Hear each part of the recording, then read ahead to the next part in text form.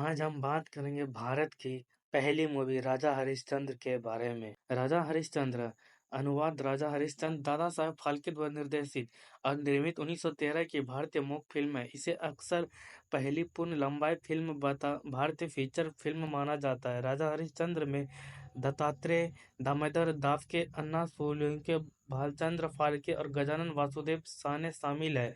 यह हरिश्चंद्र की कथा पर आधारित है, जिसमें डफके ने शीर्षक चरित्र निभाया। मूक होने के बावजूद फिल्म में अंग्रेजी, मराठी और हिंदी भाषा के अंत शीर्षक थे। अप्रैल 1911 में बम्बई के एक थिएटर में द लाइफ ऑफ क्राइस्ट 1906 देखने के बाद फाल्के ने एक फीचर फिल्म बनाने का फैसला किया। फरवरी 1912 में वह फिल्म निर्माण की तकनीक सीखने के लिए 2 सप्ताह के लिए लंदन गए और वापस आने पर फाल्के फिल्म्स कंपनी की स्थापना की। उन्होंने इंग्लैंड, फ्रांस, जर्मनी और संयुक्त राज्य अमेरिका से फिल्म निर्माण और प्रदर्शन के लिए आवश्यक हार्डवेयर आयात किया।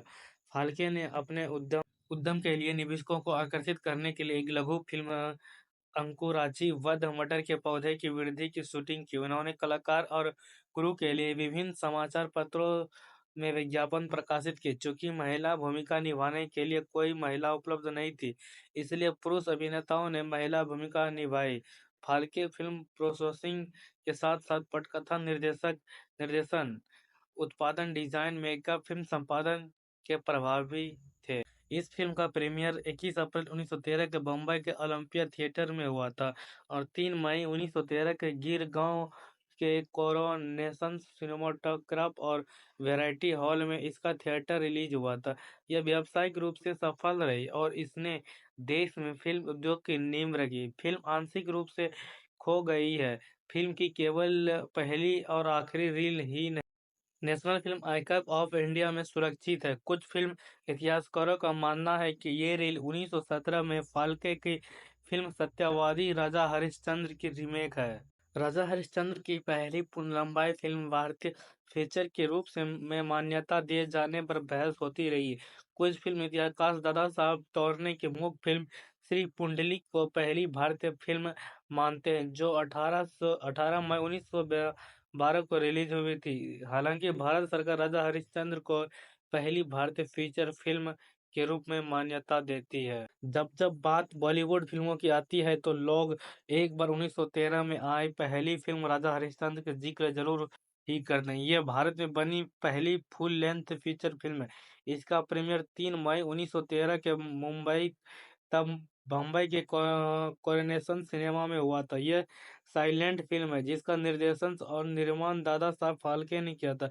इस फिल्म की कहानी प्राचीन भारत के एक प्रसिद्ध शासक राजा हरिश्चंद्र की कहानी बताती है, जो अपनी ईमानदारी और सत्यनिष्ठा के लिए जाने जाते थे। ये फिल्म कठिन विकल्पों और व्यक्तिगत कठिनाइयों का सामना करने पर भी अपने मूल्यों में बनाए रखने के लिए उनके संघर्षों और बलिदानों को चित्रित करती है। कैसे फिल्म ने भारतीय सिनेमा को बदल दिया। वैसे तो इस फिल्म के बने अब 110 साल हो चुके हैं, लेकिन फिल्म भारतीय सिनेमा में एक ऐतिहासिक उपलब्धि भी थी और उसने लोगों के मनोरंजन के माध्यम को देखने के तरीके को बदल दिया। तो चलिए आपको बताते हैं कि फिल्म राजा हरिश्चंद्र ने भारतीय सिनेमा को बदल दिया। भारतीय सिनेमा पर आया लोगों का भरोसा। इस फिल्म ने लोगों का भरोसा भारतीय सिनेमा पर जताया। राजा हरिश्चंद्र एक व्यावसायिक सफलता थी और इसने भारतीय फिल्म उद्योग की क्षमता के स्थापित किया। साथ ही लोगों के बीच इस बात को प्रूफ कर दिया कि दुनिया को भारतीय फिल्मों की जरूरत है और लोग इन्हें देखने के लिए पैसे खर्च कर सकते हैं। इसने नई तकनीक और टेक्नोलॉजी की शुरुआत की। इस फिल्म से दादा साहब फाल्के ने